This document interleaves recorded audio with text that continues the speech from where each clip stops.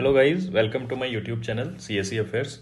सो अब हम इस वीडियो में बात करने जा रहे हैं कि कुछ प्रीवियस ईयर क्वेश्चंस मैंने लिए हैं, दो क्वेश्चंस मैंने उठा लिए हैं। तो अब इन दो क्वेश्चंस को कैसे हम अटेम्प्ट कर सकते थे, कैसे एक अच्छा आंसर लिख सकते थे इन दो क्वेश्चंस का। तो ये जो आप आंसर देख रहे हैं लिखा हुआ, ये आपको कोचिंग में मिल जाएगा, एक मार्केट में मिल जाएगा। किसी भी कोचिंग ने लिख के सैम्पल आंसर्स डाले हुए हैं, तो उन कॉपीज़ को मैं एनालाइज कर रहा हूँ कि कैसे वो आंसर्स कितने सही थे और क्या मेरे हिसाब से कुछ एडिशन हो सकता था उन आंसर्स में जो कि उस डिमांड को सेटिस्फाई कर सकता था। तो सबसे पहला डिस्क्लेमर मैं दे देना चाहता हूं कि आपको जो मैं आंसर दिखाना चाह रहा हूं, ये जो आंसर्स मैं दिखा रहा हूं, जो PYQs हैं, दो PYQs, ये मेरे हिसाब से ये टाइम लिमिट में नहीं लिखे गए हैं, क्योंकि ये क्वेश्चंस जो हैं ये वर्ड लिमिट ब्रीच कर रहे हैं। तो हमारे लिए इंपॉर्टेंट ये नहीं है कि ये क्वेश्चंस कैसे लिखे गए हैं, बस ये देखना है कि क्या हम कैसे इसको एड्रेस कर सकते थे, क्या क्या डायमेंशंस थे इस क्वेश्चन के और कैसे उनको और बेटर किया जा सकता था। तो अब आते हैं हम टाइम ना वेस्ट करते हुए पहले ही क्वेश्चन पे।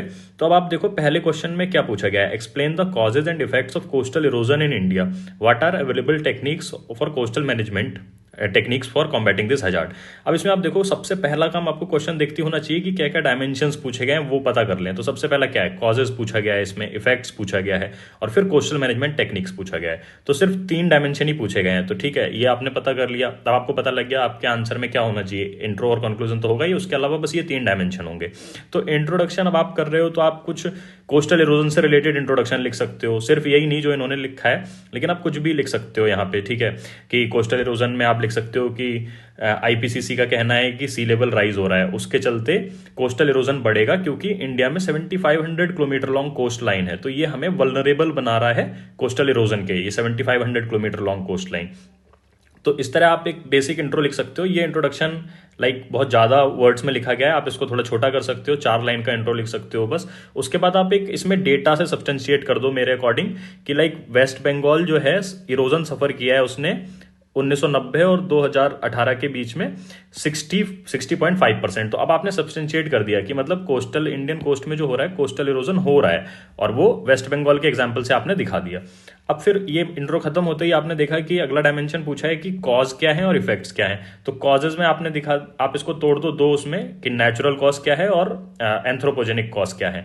तो नेचुरल कॉजेज में आपने दिखा दिया कि हैवी रेनफॉल हो रही है तो वो इरोजन को कॉज कर रही है। तो इसमें आप दिखा दो कि वेस्टर्न घाट्स जो हैं, तो वेस्टर्न घाट्स पे मानसून वाली रेनफॉल है, और जो बाकी ईस्टर्न कोस्ट पे हमारा साइक्लोनिक रेनफॉल है, तो उसके चलते भी कोस्ट डिस्टर्ब होगा और वहां पे पानी बढ़ेगा तो कोस्टल इरोजन होगा। फिर आप ओशियन करंट्स एक नेचुरल एग्जांपल है, natural hazards like tsunami, cyclone. अब जब आप ये साइक्लोन्स यहाँ पे लिख रहे हैं ना, तो मेरा कहना रहेगा कि यहाँ पे जनरली मत लिखो साइक्लोन, यहाँ पे एग्जांपल डाल दो साइक्लोन का, कोई नाम डाल दो, बिपरजॉय साइक्लोन डाल दो या कोई भी नाम डाल दो साइक्लोन का कि हुआ है। तो इससे ये पता लग जाएगा कि आपको साइक्लोन्स के बारे में पता है, इंडिया में आ रहे हैं और आपने इसको यूज कर लिया।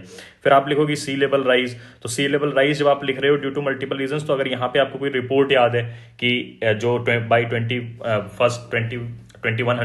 ईयर जो है सी लेवल राइज इतना % इतना बढ़ जाएगा, 1 मीटर इंक्रीज अगर हो गया तो कितना इशू होने वाला है, कितना सेंटीमीटर पर ईयर सी लेवल राइज हो रहा है। अगर आप इस वाले को सब्सटेंशिएट करो, बेसिकली जो भी पॉइंट्स लिख रहे हो आप उनको अगर सब्सटेंशिएट कर दोगे तो वो आपको एक्स्ट्रा मार्क्स देंगे। फिर एक आपने मानसून वाला डाल दिया, तो ये आपने बता दिया कि नेचुरल रीजंस क्या है कोस्टल इरोजन के। फिर आप देखो एंथ्रोपोजेनिक रीजंस क्या है। तो एंथ्रोपोजेनिक रीजंस में आप डालो सैंड माइनिंग है, ड्रेजिंग है। फिर आप डालो कि टूरिज्म जो होता है, टूरिज्म इंडिया में जो हो रहा है तो वो अनसस्टेनेबल टूरिज्म है। जो टूरिज्म जो अनसस्टेनेबल है उसके चलते भी इरोजन हो रहा है, क्योंकि इंफ्रास्ट्रक्चर वहाँ पे बनाया जा रहा है उसको क्लियर करके, जो नेचुरल वहाँ की इकोलॉजी है उसको डिस्टर्ब करके। फिर आप देखो रैपिड अर्बनाइजेशन वगैरह हो रहा है जिस नेचुरल कोस्टल पे, तो वो भी एक एंथ्रोपोजेनिक रीजन है कोस्टल इरोजन का। इस तरह आपने 2 में डिवाइड कर दिया, तो ये डिमांड आपकी एड्रेस हो गई कॉजेज उससे रिलेटेड। फिर आप इसमें एग्जांपल डाल दो, जैसे केरला में बताया जाता है कि CRZ नॉर्म्स को वायलेट करने के बाद भी वहां पे कंस्ट्रक्शन हो रहा है, तो आपने ये रैपिड अर्बनाइजेशन का एग्जाम्पल डाल दिया। तो ऐसे आपको सब्सटेंशिएट करने हैं वो सारे पॉइंट्स। अब आप देखो फिर इफेक्ट्स क्या हो रहे हैं। एक अगला डायमेंशन इसमें क्या पूछा गया था, कॉज, इफेक्ट और टेक्निक्स। तो इफेक्ट वाला जो डायमेंशन है तो वो कवर किया गया है। तो अब इफेक्ट को आप तोड़ दो, कई सारे सेक्टर्स में तोड़ दो कि लोकल इकोनॉमी पे क्या इफेक्ट होगा, एग्रीकल्चर पे क्या इफेक्ट होगा, बायोडाइवर्सिटी पे क्या होगा, ह्यूमंस पे क्या होगा और क्रिटिकल इंफ्रास्ट्रक्चर पे क्या होगा। अब आपने जब इसको सेगमेंटलाइज कर दिया, कंपार्टमेंट्स में डिवाइड कर दिया, फिर आप हर एक पे एग्जाम्पल ढूंढ लो। जैसे अगर मान लो इकोनॉमी है, तो आप अपने दिमाग से सोचो कि इकोनॉमी पे क्या इंपैक्ट पड़ सकता है, जो वहाँ की टूरिज्म इंडस्ट्री है, फिशिंग इंडस्ट्री है, वो हार्म इंपैक्ट होगी। अब इसमें आपके पास अगर डेटा है, यहाँ पे आप ये डाल सकते हो कि फिशिंग पे कितने लोग डिपेंडेंट हैं, लाइक फिशिंग सेक्टर पे कितना इंडिया इंडिया का कितना परसेंट पॉपुलेशन डिपेंडेंट है, तो वो डेटा से आप इसको सब्सटेंशिएट कर दो तो आपका पॉइंट और थोड़ा सा भारी हो जाएगा या फिर और सब्सटेंशिएटेड हो जाएगा। फिर आप लिखो कि टूरिज्म से रिलेटेड, या फिर अब इकोनॉमी की बात हो रही है तो इकोनॉमी का पार्ट है ट्रेड। ट्रेड एक इंपॉर्टेंट पार्ट है इकोनॉमी का। तो अब अगर ट्रेड इंपॉर्टेंट पार्ट है तो ट्रेड से रिलेटेड क्या होता है, शिप इंफ्रास्ट्रक्चर होता है। तो शिप इंफ्रास्ट्रक्चर मतलब शिपिंग पोर्ट्स हो गए जो भी इंडिया में है, तो एक आप एग्जांपल डालो कि इकोनॉमी पे इंपैक्ट पड़ेगा, शिपिंग इंफ्रास्ट्रक्चर इंपैक्ट हो सकता है एडवर्सली। फिर एग्रीकल्चर पे डालो आपकी, मतलब सॉल्टी सी वाटर अगर आ जाएगा इरोजन के चलते, जो एग्रीकल्चरल फील्ड्स हैं कोस्ट पे, तो उसमें लाइक उनके एग्रीकल्चरल प्रोडक्शन इंपैक्ट होगी। अब इसमें आप एक एग्जांपल इस तरह डालो एक डेटा की, इंडिया ने जो है 23,500 हेक्टेयर ऑफ लैंड जो है कोस्टल इरोजन की वजह से गवा दी है। तो अगर ये गवा दी है तो एग्रीकल्चर इंपैक्ट हुआ, तो आपने इस पॉइंट को सब्सटेंशिएट कर दिया जो कि इसमें ऑलरेडी सब्सटेंशिएटेड नहीं था।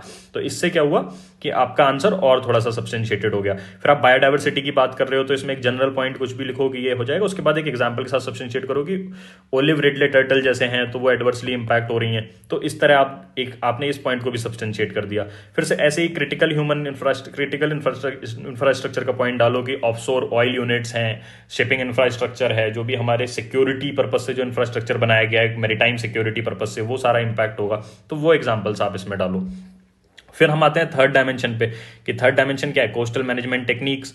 तो कोस्टल मैनेजमेंट टेक्निक्स में आप थोड़ा सा देखो कि क्या क्या बनाए जा सकते हैं। तो उसमें आप डालो कि इंफ्रास्ट्रक्चरल टेक्निक्स क्या हो सकती हैं, जैसे कि आप सी वॉल्स बना दो, जेट्टीज बना दो, रॉक्स बना दो ऑन कोस्ट पे, रॉक्स डाल दो कोस्ट पे ताकि इरोजन ना हो, जैसे आपने मरीन ड्राइव में देखा होगा। तो आप यहाँ पे एग्जाम्पल डाल दो कि मरीन ड्राइव पे जैसे कि हमने बनाया गया है, तो उस तरह हम कोस्टल इरोजन अवॉइड कर सकते हैं। फिर ये तो जनरल पॉइंट्स हैं कि कोस्टल मैपिंग एंड प्लानिंग करनी चाहिए, नेचुरल बैरियर्स बनाने चाहिए, ठीक है। फिर आप जब इसमें कह रहे हो कि इसमें जैसे ये लिखा है कि सिर्फ प्लांटिंग मोर मैनग्रूव्स, एक पॉइंट लिख दिया है इन्होंने, तो अब इसमें आप थोड़ा सा इसको सब्सटेंशिएट कर सकते थे कि जैसे कि मैनग्रूव्स फॉर फ्यूचर प्रोग्राम है, तो ये प्रोग्राम क्या कर रहा है, इस चीज को सब्सटेंशिएट कर रहा है कि इससे कोस्टल इरोजन बच सकता है। फिर आप लिखो कोरल रीफ्स को आर्टिफिशियली जनरेट करना भी कोस्टल इरोजन को बचाएगा, ठीक है, उनको बिल्ड करो ताकि वहां पे एक अलग सा लाइक बायोडाइवर्सिटी रीजनरेशन होगा, तो वो नेचुरल सॉइल को इरोड होने से बचाएगा। तो इसमें आप फिर सिर्फ इतना लिख के मत छोड़ो, इसमें आप एक एग्जांपल डालो कि बायो रॉक टेक्नोलॉजी जो है जिससे की मदद से हम आर्टिफिशियली बना रहे हैं, तो इससे और सब्सटेंशिएट हो जाएगा आपका पॉइंट। फिर आप कोस्टल रेगुलेशन जोन का फॉलो करना चाहिए, कोस्टल सलेश नायक कमेटी जैसे एक अच्छा पॉइंट है। फिर इसको और फर्दर सब्सटेंशिएट कर सकते हो आप। फॉर एग्जाम्पल आपने अखबारों में पढ़ा होगा कि जो केरला में है बिल्डिंग्स, जो सीआरजेड नॉर्म्स को वायलेट करने वाली बिल्डिंग्स थी उनको डिमोलिश कर दिया गया था, तो ये आप एग्जाम्पल डालो ऐसे एरो बना के नीचे, तो इससे भी आपका आंसर थोड़ा सब्सटेंशिएटेड हो जाएगा। फिर आप कह रहे हो कि बीच नरिशमेंट, तो बीच नरिशमेंट में सिर्फ जनरल पॉइंट मत डालो कि यार बीच को हमें रिस्टोर करना चाहिए, आप इसमें इंडिया का प्रोग्राम डालो, जैसे कि मैंने ये ऐड किया है कि बीम्स प्रोग्राम जो है वो बीच नरिशमेंट का प्रोग्राम है इंडिया के, तो इससे क्या हुआ, ये पॉइंट सब्सटेंशिएट हो गया। तो बेसिकली फिर आप कंक्लूड कर सकते हो एक जनरल कंक्लूजन के साथ। तो अब आप देखो इसमें क्या है, बेसिकली हमें क्या करना है कि आप एक जनरल आंसर सोचो। एक सबसे पहले क्वेश्चन देखो, क्वेश्चन को तीन जो भी उसके डिमांड्स हैं उनमें एक्सपैंड करो। अब जो आपने तीन डायमेंशंस में एक्सपैंड किए इनसे रिलेटेड सारे जनरल पॉइंट सोचो आप, और उन जनरल पॉइंट्स से रिलेटेड आप एक एक एग्जाम्पल या एक एक डेटा सोचो। तो जो भी आप पॉइंट लिख रहे हो वो एग्जाम्पल और डेटा से सब्सटेंशिएट कर दो, तो उसके बाद आपका आंसर पूरा कंप्लीट हो जाएगा लाइक। और इसमें थोड़ा सा वर्ड लिमिट ब्रीच हो रहा है, तो वो आप अपने जब टाइम लिमिट में देखोगे तो इससे थोड़ा सा कम वर्ड्स का आंसर लिखा जाएगा। ये वर्ड्स एक्चुअली 300 अराउंड वर्ड्स हैं, लेकिन हमें लिखना 250 में होता है, तो ये आप धीरे धीरे लाइक प्रैक्टिस कर सकते हो। फिर एक और क्वेश्चन हम देख लेते हैं लास्ट की, अब इसमें हम देखते हैं कि क्या पूछा गया है। तो सबसे पहला पूछा है different elements of cyber security, एक डायमेंशन। फिर कह रहा है कि चैलेंजेस बताओ साइबर सिक्योरिटी से रिलेटेड। फिर कह रहा है कि किस एक्सटेंट तक इंडिया ने जो है इसको डेवलप, अपनी एक national cyber security strategy develop कर ली है। तो तीन डायमेंशन हो गए बेसिकली, एलिमेंट्स बताना है, चैलेंजेस बताना है, और इंडिया की जो साइबर सिक्योरिटी स्ट्रेटजी है वो बतानी है।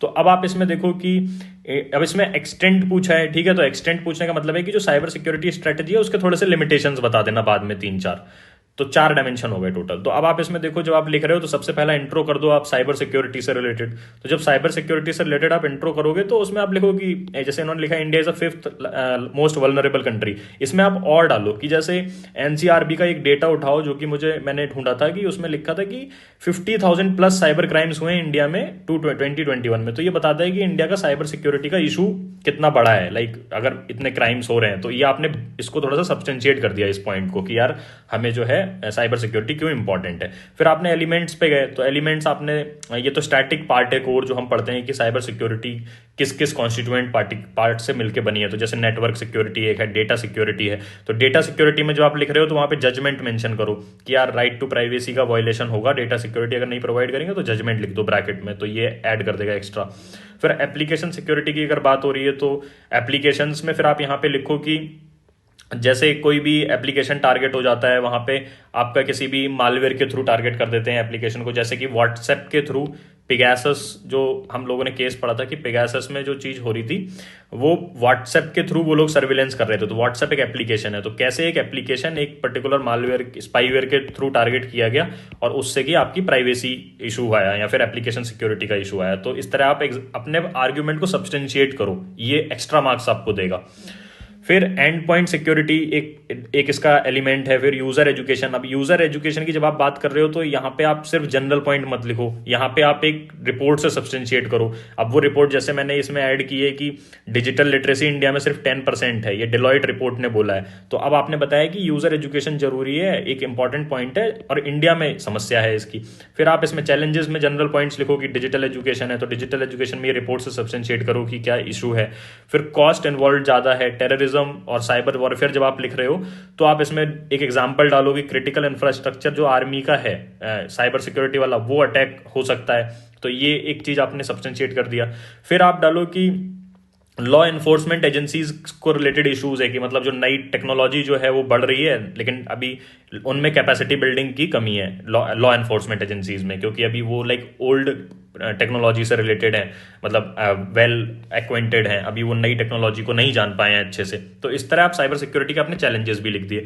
फिर आपसे पूछा गया था थर्ड डायमेंशन की नेशनल साइबर सिक्योरिटी स्ट्रेटजी क्या है। अब इसमें ये थोड़ा सा रैंडम लिखी हुई हैं चीजें, तो मैं आपको थोड़ा सा ऑर्गेनाइज करके बताना चाहूंगा कि आप इसमें क्या कर सकते हो कि नेशनल साइबर सिक्योरिटी स्ट्रेटजी इस तरह बना दो इंडिया की कि मतलब इंस्टीट्यूशनल मेजर्स क्या हैं, लीगल मेजर्स क्या हैं, अदर मेजर्स क्या हैं। तो ये सारे पॉइंट्स नहीं लिखने हैं क्योंकि ऑब्वियसली टाइम लिमिट का कंस्ट्रेंट रहेगा, लेकिन इनमें से जितने भी पॉइंट्स आप लिख पाओ वो इंपॉर्टेंट रहेंगे। लेकिन ये वेल ऑर्गेनाइज्ड पॉइंट्स हैं क्योंकि आपने इनको बास्केट में डाल दिया है अलग अलग, इंस्टीट्यूशनल, लीगल एंड अदर। तो आप इनको मेंशन कर दो सारे, ये पढ़ लेना। National cyber coordination centre, CERT in computer emergency response team, ठीक है। फिर उसके बाद national critical infrastructure protection centre, तो ये सारी चीज आप पढ़ लेना। ऑपरेशन चक्र बाई सीबीआई, साइबर सुरक्षित भारत। तो इस तरह आप इनको जितने नाम ड्रॉप कर पाओगे उतना ज्यादा आपको मार्क्स मिलने का इसमें चांस रहेगा।